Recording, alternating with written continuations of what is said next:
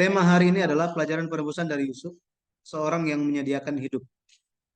Seseorang yang menyediakan hidup. Jadi Yusuf dikenal sebagai seseorang yang menyediakan hidup.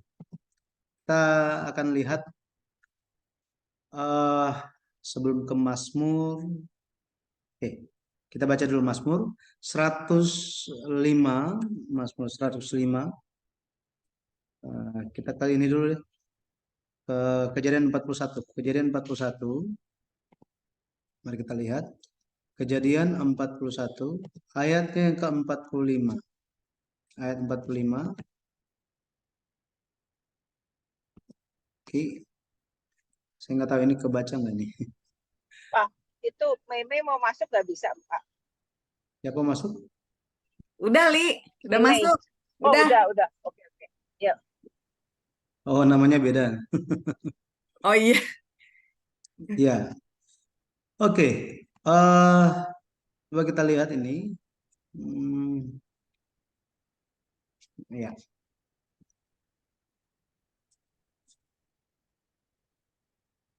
kita akan lihat Kejadian 41 ayat 45. Lalu Firaun menamai Yusuf Zafnat Paanea serta memberikan Asnat anak Potifera imam di On kepadanya menjadi istrinya. Demikianlah Yusuf muncul sebagai kuasa atas seluruh tanah Mesir. Nah, ini muncul nama Yusuf di sini. Kalau kita kembali ke kita lanjut ke Kejadian 47. Kejadian 47 ayat yang ke-25 dikatakan begini. Lalu berkatalah mereka,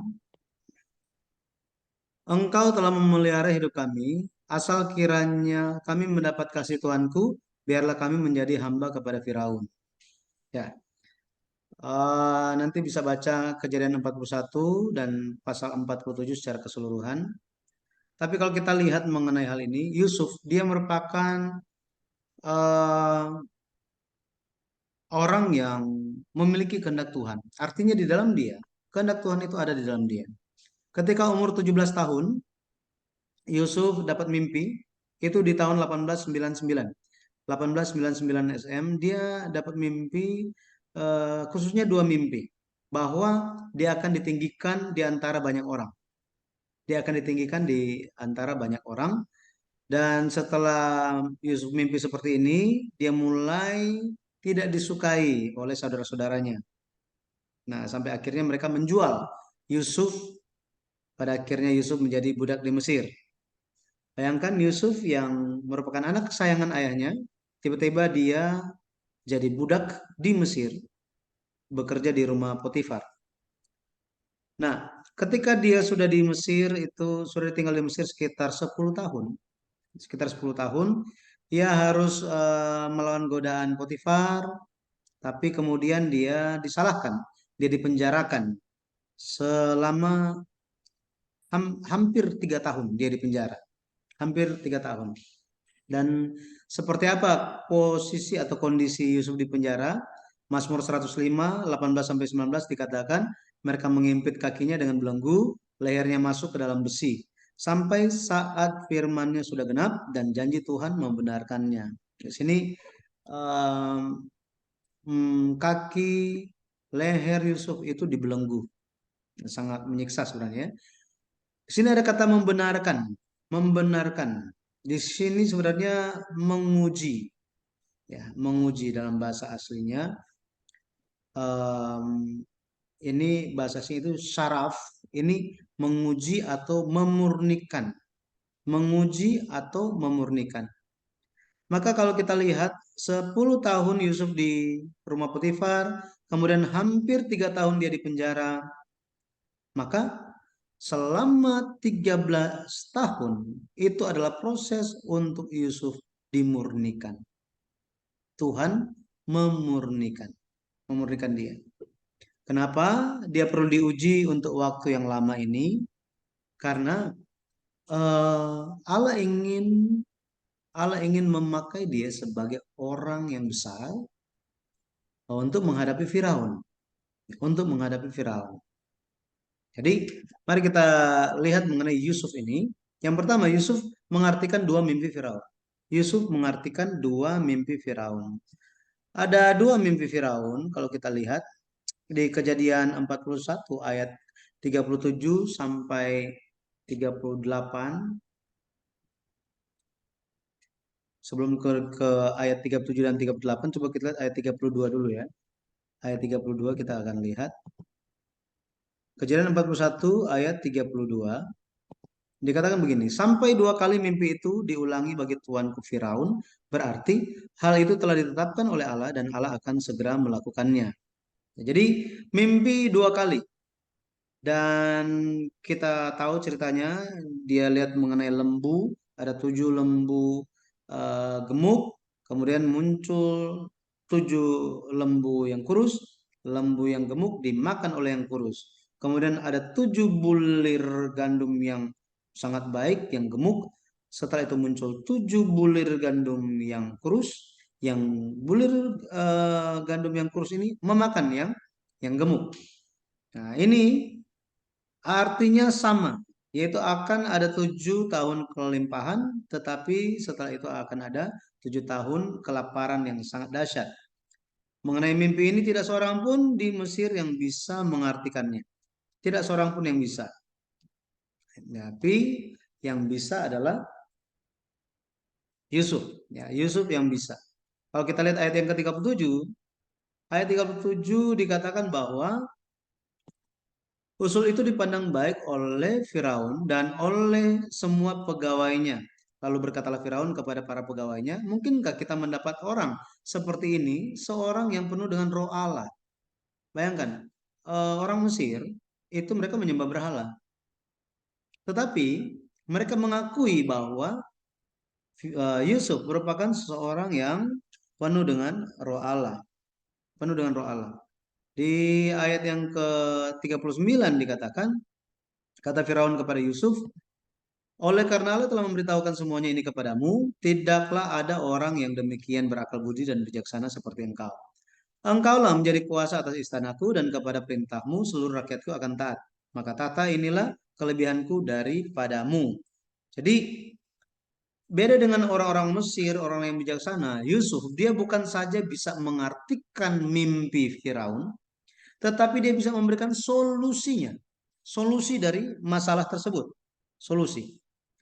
Nah, maka kalau kita lihat Firaun menetapkan Yusuf sebagai mangku bumi di Mesir. Dia menjadi mangku bumi di Mesir, tetapi ada suatu peristiwa aneh yang mengikuti hal ini. Ya, mengikuti hal ini. Mari kita lihat ayatnya yang ke-45, ayatnya yang ke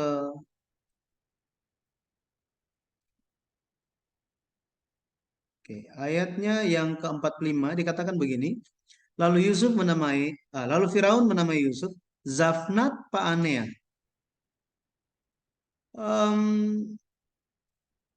Pemberian nama kepada seseorang itu menjadi suatu hal yang unik gitu ya. Ibu-ibu sudah lama mengikuti pelajaran sejarah perumusan dan sejarah perumusan ini membahas juga tentang arti nama. Betul ya, arti nama. Salah satu tujuan nama itu diberikan bahwa di dalam nama ada tugas. Di dalam nama ada suatu karakter yang dibawa oleh orang tersebut. Nah, ada peribahasa Indonesia yang mengatakan harimau mati meninggalkan belang, gajah mati meninggalkan gadingnya, manusia mati meninggalkan namanya. Gitu ya, nama. Jadi nama mengikuti seseorang. Dan di dalam Alkitab, penggantian nama itu berarti ada suatu misi dan tugas yang baru yang diberikan. Tugas yang baru diberikan. Jadi berhubungan erat nama dengan tugas orang tersebut. Tugas orang tersebut. Contoh ya, Abram arti namanya itu Bapak yang Agung. Dia diganti menjadi Abraham yang artinya Bapak banyak bangsa atau Bapak banyak orang gitu atau banyak bangsa. Bapak banyak bangsa. Jadi Firaun menamakan Yusuf itu Zafnat Panea. Mungkin orang-orang lihatnya ya suka-suka Firaun lah kasih nama orang gitu ya. Akan tetapi ini bukan hanya sekedar memberikan green card kepada seseorang untuk dapat akses PR untuk di suatu negara, bukan. Tetapi Zafnat Paanea memiliki arti. Zafnat Paanea itu memiliki arti. Kalau kita lihat Zafnat Paanea secara harfiah itu arti namanya, dia yang memiliki nama ini akan hidup. Arti lainnya, penunjang kehidupan. Di kemudian hari orang-orang Yahudi menafsirkan Zafnat Paanea ini sebagai arti juru selamat dunia. Juru selamat dunia. Maka nama yang diberikan kepada Yusuf ini bukan sekedar pemberian seorang raja kepada seorang yang telah melakukan hal yang baik gitu, telah berjasa baik bagi negara. Bukan hanya sekedar itu, tetapi di dalam nama Zafnat Paanea ada terkandung pemeliharaan dari Allah. Pemeliharaan dari Allah. Dan kalau kita lihat ini terjadi pada tahun 1886 SM. 1886 SM ketika Yusuf berumur 30 tahun. 30 tahun. Jadi ini latar belakang dari mana dia mendapatkan nama Zafnat Paanea. Oke, mari kita lihat mengenai Yusuf. Dia bersiap-siap atau dia mengantisipasi kelaparan besar. Dia mengantisipasi kelaparan besar. Kalau kita lihat sejak Yusuf menjadi mangkubumi, Yusuf dia mengelilingi seluruh tanah Mesir. Itu di Kejadian 41 ayat 46. Jadi setelah dia umur 30 tahun, dia dijadikan mangkubumi. Hal pertama yang dilakukan adalah dia mengelilingi seluruh tanah Mesir. Dan apa yang Yusuf lakukan? Yusuf membangun gudang-gudang, lumbung-lumbung di semua kota, di setiap kota di Mesir. Selama 7 tahun kelimpahan, dia mengumpulkan semuanya. Dan kalau kita lihat yang dia kumpulkan, makanan yang dia kumpulkan itu sangat-sangat banyak. Sangat-sangat banyak. Nah, diekspresikan di Kejadian 41 ayat 49, katanya gandum itu ditimbun oleh Yusuf itu seperti pasir di laut katanya. Orang udah capek hitung karena nggak terhitung jumlahnya. Nggak terhitung jumlahnya. Jadi makanan yang disimpan oleh Yusuf itu sangat-sangat banyak. Itu lebih dari cukup untuk memberi makan semua orang Mesir, bahkan bangsa-bangsa di sekitar Mesir. Bangsa-bangsa di sekitar Mesir. Nah, setelah ini kalau kita lihat datanglah 7 tahun kelaparan. Datanglah 7 tahun kelaparan. Kejadian 47 ayat 13. Di seluruh negeri itu tidak ada makanan, sebab kelaparan itu sangat hebat. Sehingga seisi tanah Mesir dan tanah Kanaan lemah lesu karena kelaparan itu. Jadi Mesir, Kanaan, semua daerah di sana itu menjadi lemah lesu katanya. Lemah lesu. Segala negeri kalau kita lihat di pasal 54, Kejadian 41 ayat 54, mulailah datang 7 tahun kelaparan. Dan dikatakan apa? Segala negeri ada kelaparan. Ini semua terjadi seperti yang dikatakan Yusuf. Ada kelaparan. Tetapi di seluruh negeri ada roti, ada makanan katanya. Ada makanan. Di sini seluruh negeri kan? Seluruh negeri. Dimulai dari Mesir dan Kanaan, kemudian seluruh negeri. Kalau kita lihat ayat 56 sampai 57 dikatakan bahwa bahkan kelaparan itu hebat sekali di seluruh bumi. Ayat 57. Kejadian 41 ayat 57. Sehingga kelaparan ini disebut sebagai kelaparan global. Kelaparan global. Maka ketika kelaparan itu terjadi, Yusuf buka lumbungnya. Dia mulai jual gandum, katanya. Dan seluruh bumi datang ke Mesir, beli gandum dari siapa katanya? Dari Yusuf. Beli dari Yusuf. Kalau kita lihat tentang kelaparan ini, Kelaparan merupakan salah satu bentuk, salah satu nubuat, suatu nubuat tanda akhir zaman yang Yesus sampaikan di Matius 24 ayat 7, Matius 24 ayat 7 dan Lukas 21 ayat 11. Lukas 1 ayat 11. Matius 24 ayat 27 dikatakan bahwa akan ada kelaparan. Akan ada kelaparan. Ya. Lukas 21 ayat 11 dikatakan bahwa akan ada penyakit sampar dan kelaparan. Ini semua tanda akhir zaman. Tanda akhir zaman. Tetapi kalau kita lihat, dari dulu sampai sekarang kelaparan sudah sering terjadi. Kelaparan sudah sering terjadi. Dan kelaparan bukan hanya menunjuk kepada kelaparan jasmani, melainkan terjadi juga secara rohani. Kelaparan rohani. Amos 8 ayat 11 sampai 12. Sesungguhnya waktu akan datang, demikianlah firman Tuhan Allah. Aku akan mengirimkan kelaparan ke negeri ini, bukan kelaparan akan makanan dan bukan kehausan akan air, melainkan akan mendengarkan firman Tuhan. Mereka akan mengembara dari laut ke laut dan menjelajah dari utara ke timur untuk mencari firman Tuhan, tetapi tidak mendapatnya. Dikatakan apa? Waktunya akan datang katanya. Waktunya akan datang. Makanya kita perlu membedakan waktu. Kita perlu meminta hikmat dari Tuhan, tuntunan Roh Kudus untuk bisa melihat dan membedakan waktu. Kita sementara hidup di waktu yang seperti apa? Hari ini merupakan waktu apa? Waktu kelimpahan bagi kita. Waktu ketika firman kita masih bisa pelajari, disingkapkan kepada kita. Kita bisa lebih memahami dengan mendalam akan kehendak Tuhan. Tetapi tidak akan selalu begitu. Tidak akan selalu begini. Akan datang waktunya apa? Kelaparan. Bukan kelaparan makanan, bukan haus akan air, tetapi mendengarkan firman Tuhan. Makanya waktu untuk mendengarkan firman Tuhan saat ini merupakan waktu yang sangat berharga. Amin ya. Jadi kalau kita lihat, kita perlu menyimpan firman itu dalam hati kita. Saya pernah mendengar gitu ya. Ada pendeta yang menyatakan itu tidak perlu mempelajari firman terlalu bagaimana-bagaimana, karena yang penting itu adalah puji-pujian. Kenapa? Karena di sorga itu nggak ada yang dikatakan, oh ya nanti di sorga itu nanti siapa ngajar siapa, enggak tuh. Yang ada apa? Oh semua umat akan memuji Tuhan katanya. Apakah itu benar? Nah, ini sangat berbahaya ajaran yang seperti ini. Kenapa?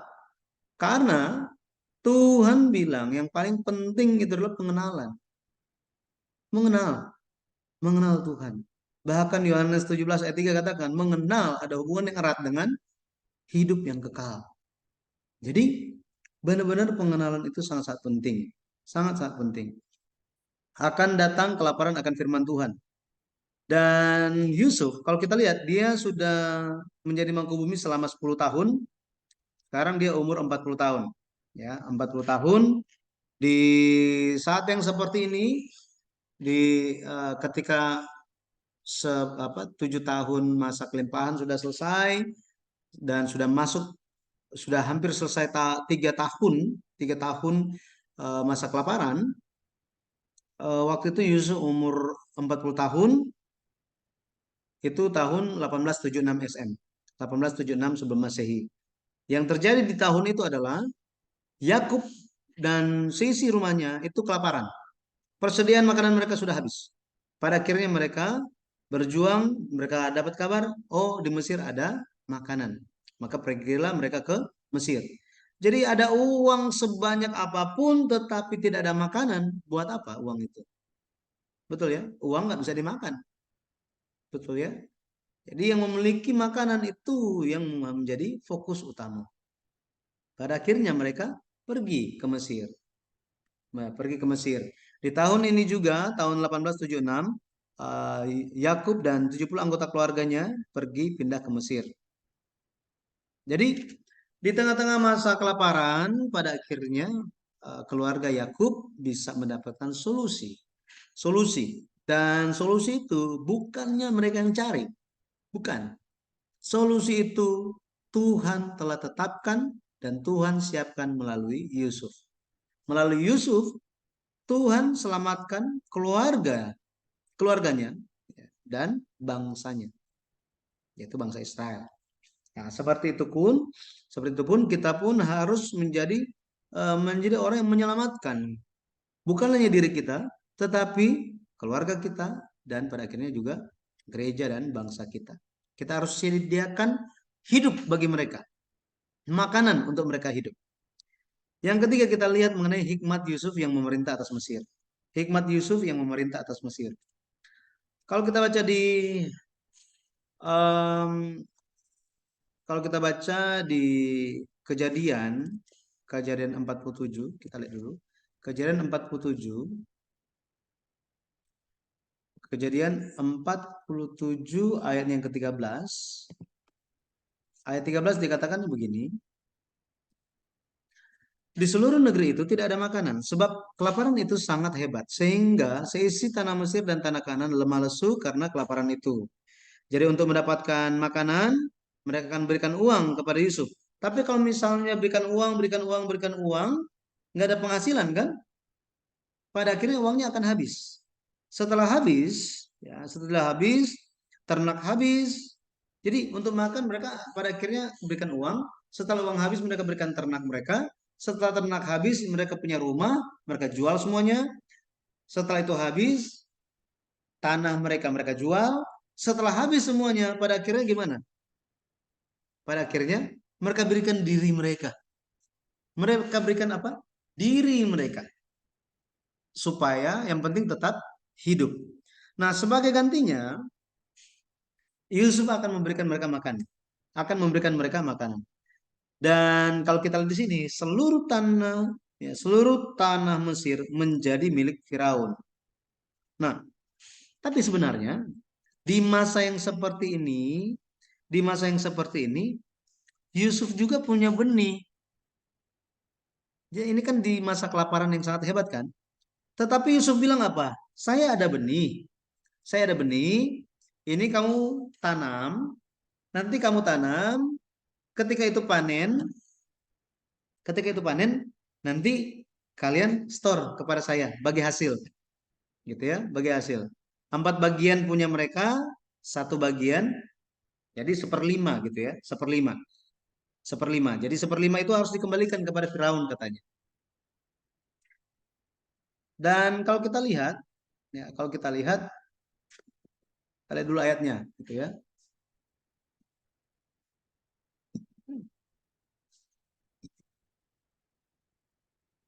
Di ayat 14, Kejadian 47 ayat 14, Yusuf kumpul semua uang di tanah Mesir dan tanah Kanaan. Nah, setelah habis uangnya, mereka pergi kepada Yusuf. Mereka bilang, berikan kami makanan. Kenapa kami harus mati? Tapi udah nggak ada uang lagi. Yusuf bilang apa? Kalau udah nggak ada uang, kasih ternaknya. Nah, jadi mereka kasih ternaknya, Yusuf kasih makanan kepada mereka. Tetapi setelah ternaknya habis, setelah habis, pada akhirnya mereka datang. Mereka datang dan bilang apa? Ternak sudah habis, uang sudah habis, ternak sudah habis. Nggak ada yang ada pada kami selain tubuh kami, badan kami ini dan tanah kami. Ya sudah, berikanlah kepada kami. Nah di sini, berikanlah kepada kami benih supaya kami hidup dan jangan mati, supaya tanah itu jangan menjadi tandus. Ayat 20 dikatakan apa?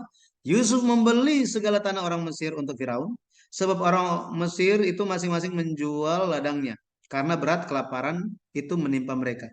Demikianlah negeri itu menjadi milik Firaun. Dan tentang rakyat itu, diperhambakannya lah mereka di daerah Mesir dari ujung yang satu sampai ke ujung yang lain. Kalau kita baca ayat 23 dikatakan, Yusuf bilang kepada rakyat Mesir itu, pada hari ini aku telah membeli kamu dan tanahmu untuk Firaun.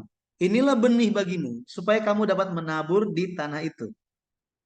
Mengenai hasilnya, kamu harus memberikan 1/5 bagian kepada Firaun, dan yang 4 bagian lagi itulah menjadi benih untuk ladangmu dan menjadi makanan kamu dan mereka yang ada di rumahmu, menjadi makanan anak-anakmu.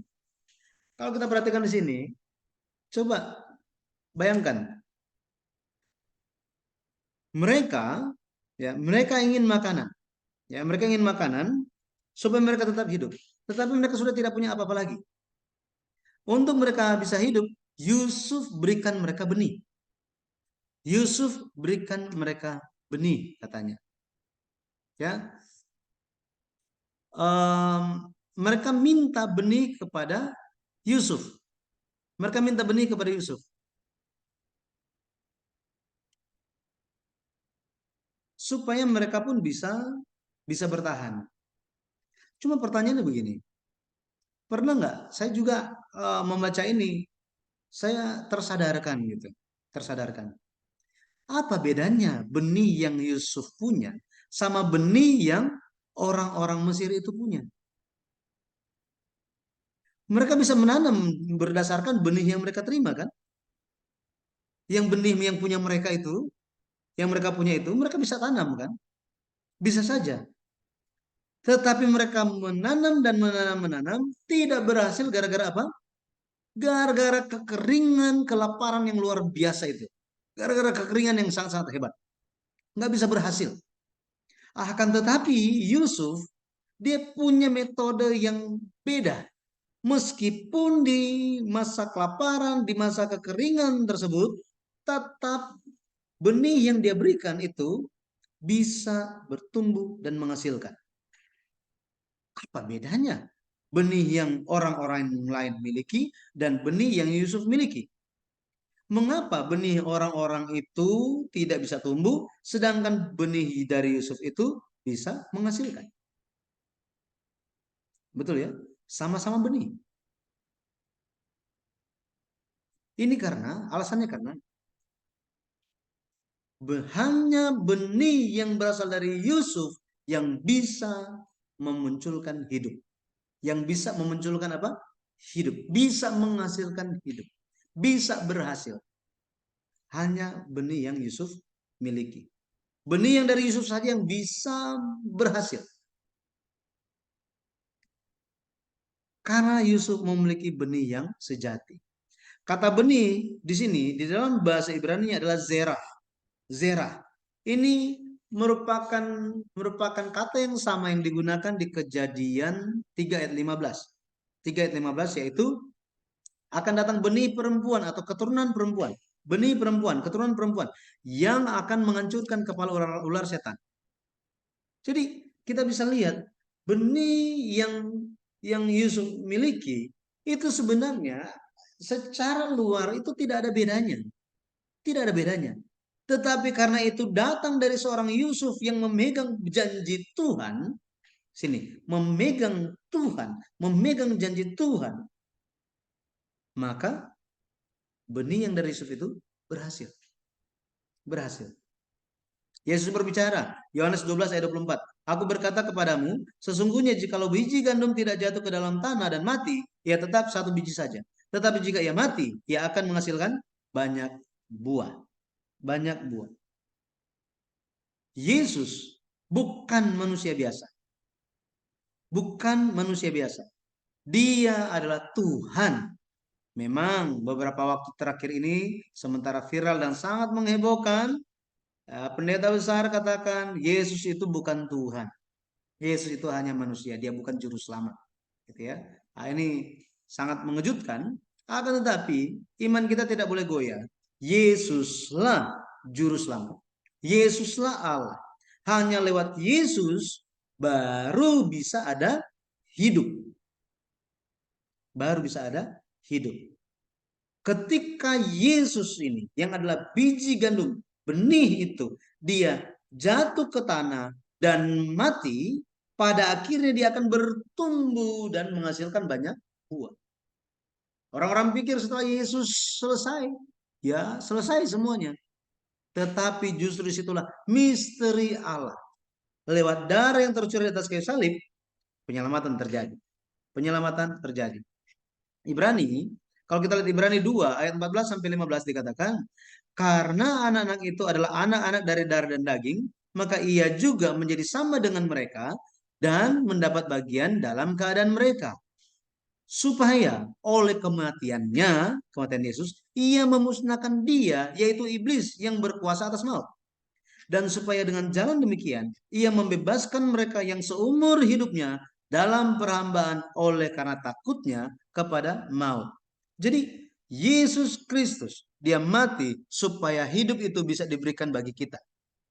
Benih yang Yesus berikan, kelihatannya apa? Sudah tidak ada hidup di situ. Karena kondisi sekeliling juga itu sementara mati semuanya. Sementara kekeringan dan banyak kelaparan.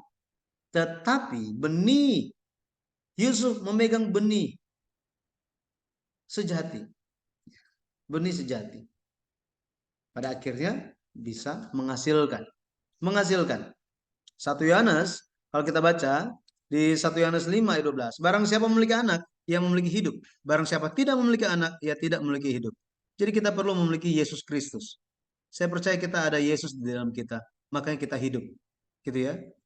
Bukan hidup yang seperti yang dunia lihat. Wahyu 3 ayat 1 dikatakan, engkau dikatakan hidup padahal engkau mati. Jadi sementara bergerak tetapi tidak ada Yesus, hidup semau diri, salah paham tentang firman dalam Alkitab, itu merupakan orang yang mati, sudah mati. Sudah mati. Tetapi ketika Yesus ada dalam kita, kita ada hidup. Ya, ada hidup. Kejadian 47 ayat 23 dikatakan begini. Berkatalah Yusuf kepada rakyat itu, pada hari ini aku telah membeli kamu dan tanahmu untuk Firaun. Inilah benih bagimu, supaya kamu dapat menabur di tanah itu. Jadi orang-orang itu, orang-orang di zaman Yusuf, mereka bisa mendapatkan benih. Mereka bisa mendapatkan hidup. Mereka bisa hidup lewat benih yang Yusuf berikan. Sekali lagi, orang-orang di zaman itu bisa hidup lewat benih yang Yesus berikan. Benih yang Yesus berikan. Lukas 8 ayat 11 katakan apa?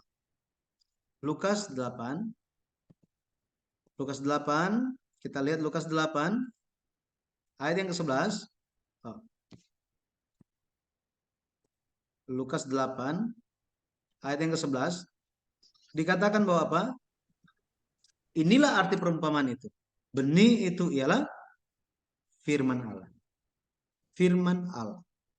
Jadi di zaman Yusuf, sejarahnya menyatakan bahwa lewat benih yang Yusuf berikan, pada akhirnya semua manusia bisa hidup, bisa menghasilkan, bisa bertahan hidup. Di zaman Yesus, Yesus adalah benih itu. Lewat Yesus, orang-orang memperoleh hidup. Hari ini, benih itu dikatakan, benih itu adalah firman Allah. Lewat benih firman Allah saja kita bisa hidup. Rohlah yang memberi hidup. Daging sama sekali tidak berguna. Perkataan-perkataan yang kukatakan kepadamu adalah roh dan itu hidup. Yohanes, Yohanes 6 ayat 63. Yohanes 6 ayatnya yang ke-63 dikatakan, rohlah yang memberi hidup, daging sama sekali tidak berguna. Perkataan-perkataan yang kukatakan kepadamu adalah roh dan hidup. Bahasa aslinya, perkataan-perkataan yang kukatakan kepadamu, jadi perkataan Yesus, firman Yesus adalah roh dan itu hidup katanya. Bukan roh dan hidup.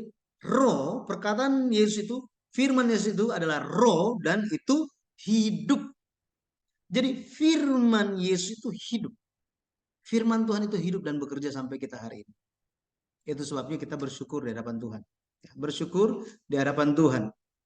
Kita kembali. Kejadian 47 ayat 23. Kalau kita lihat Yusuf pada akhirnya dia memelihara hidup mereka. Hidup rakyat itu. Hidup rakyat itu. Di ayat 25 dikatakan, ini pengakuan dari orang-orang Mesir. Engkau telah memelihara hidup kami, dikatakan. Jadi Yesus menjadi orang yang memelihara hidup. Yang memelihara hidup. Kata memelihara dalam bahasa aslinya menjaga. Menjaga. Jadi Yesus menjaga hidup mereka. Arti lainnya menghidupkan kembali. Ya, jadi Engkaulah yang telah menghidupkan kembali hidup kami. Nah, begini, menghidupkan kembali. Jadi mereka orang-orang zaman itu, orang-orang yang menuju kematian. Mereka itu tidak ada harapan sama sekali. Tetapi Yusuf menjadi juru selamat bagi mereka. Yesus membangkitkan hidup mereka kembali. Pada akhirnya mereka mengakui siapa Yusuf, dan mereka juga memohonkan supaya senantiasa menerima kasih dari Yusuf. Jadi Yusuf dia menjadi pemberi hidup. Pemberi hidup. Hidup tetap terjaga. Hidup tetap terjaga. Bukan hanya orang Mesir, tetapi juga bangsa-bangsa sekitar Mesir, bahkan satu bumi. Ya, satu bumi. Kesimpulannya,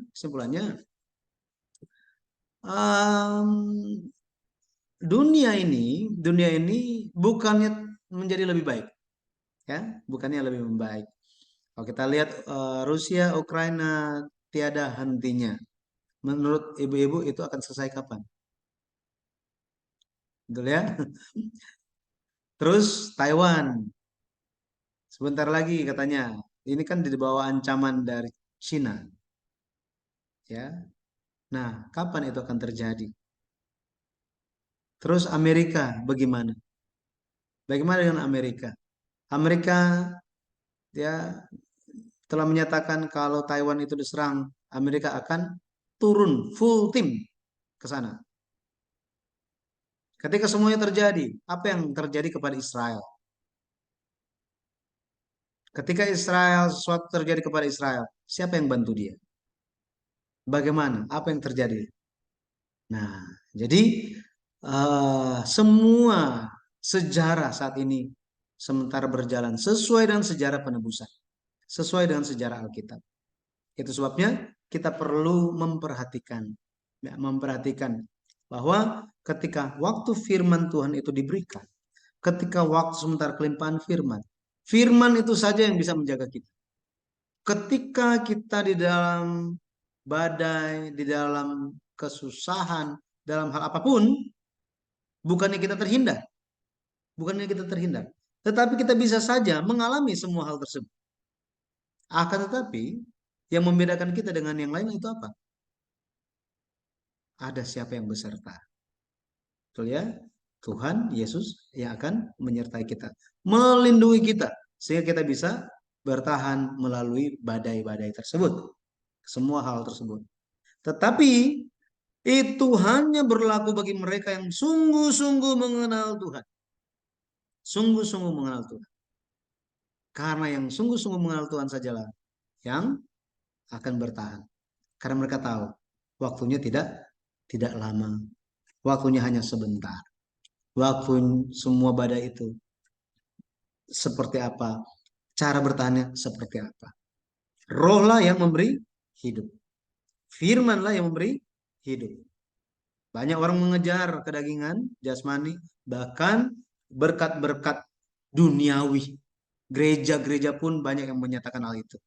Akan tetapi di atas semua itu kita perlu berkat rohani. Karena hanya firman Tuhan saja yang bisa memberikan kita hidup. Efesus 5 ayat 16 sampai 17. Dan pergunakanlah waktu yang ada. Karena hari-hari ini adalah jahat.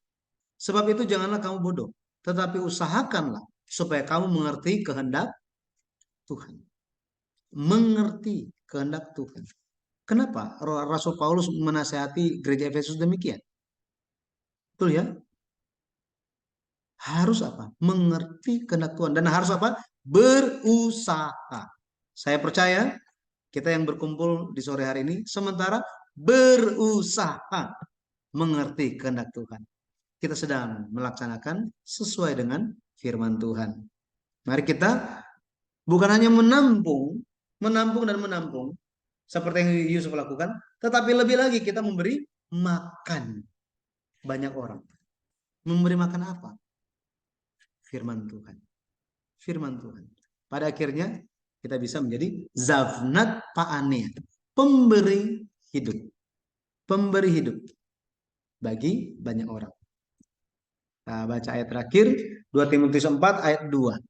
Beritakanlah firman, siap sedialah baik atau tidak baik waktunya. Nyatakanlah apa yang salah, tegurlah dan nasihatilah dengan segala kesabaran dan pengajaran. Jadi harus sampaikan firman.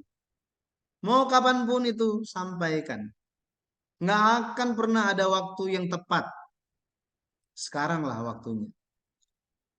Nyatakan yang salah itu apa? Berikanlah nasihat, tegurlah, tetapi jangan dengan sok tahu. Tetapi dengan apa? Kesabaran dan ingin melaksanakan pengajaran itu. Mengajarkan mereka supaya mereka menyadari, mengenal juga. Saya berdoa dalam nama Tuhan Yesus Kristus, kita bisa menjadi orang-orang yang seperti Zavnat Paneah, Yusuf, yang memelihara kehidupan. Haleluya. Amin.